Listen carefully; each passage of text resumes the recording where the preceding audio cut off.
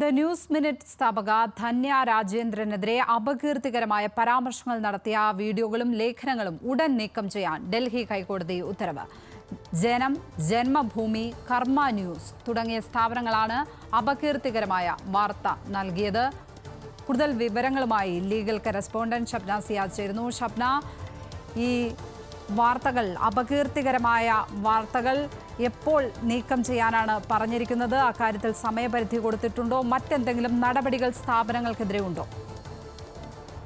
ലക്ഷ്മി, ധന്യ നൽകിയ അപകീർത്തി കേസുമായി ബന്ധപ്പെട്ടാണ് ഇപ്പോൾ ഡൽഹി ഹൈക്കോടതിയുടെ ഉത്തരവുണ്ടായിട്ടുള്ളത്.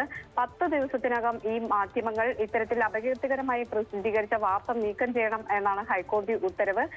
ഇതിന് ആസ്പദമായ സംഭവം 2023 മാർച്ച് 25-നാണ് ധന്യയും ചില സ്വതന്ത്ര മാധ്യമ ചാനലുകളും ചേർന്ന് കട്ടിംഗ് സൗത്ത് 2023 എന്ന പേരിൽ ഒരു കോൺക്ലേവ് നടത്തിയിരുന്നു.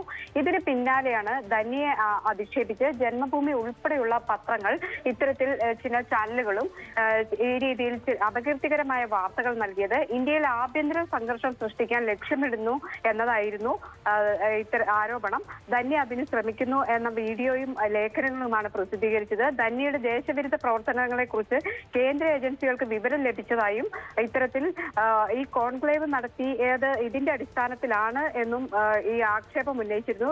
ധന്യയുടെ ഹർജിയിൽ ധന്യ തന്നെ വാദിച്ചിരുന്നത് കട്ടിംഗ് സൗത്ത് എന്ന പേരിൽ കോൺക്ലേവ് നടത്തിയത് കട്ടിംഗ് ചായ, കട്ടിംഗ് എഡ്ജ് എന്നീ വാക്കുകളെ പ്രതിനിധീകരിക്കുന്നതിനായിരുന്നു. അല്ലാതെ ഇത്തരത്തിലുള്ള വിഭജനത്തിന് വേണ്ടിയോ ആ രീതിയിൽ ഒരു ലക്ഷ്യവും ഉണ്ടായിരുന്നില്ല എന്ന് ഹർജിയിൽ ചൂണ്ടിക്കാണിച്ചിരുന്നു.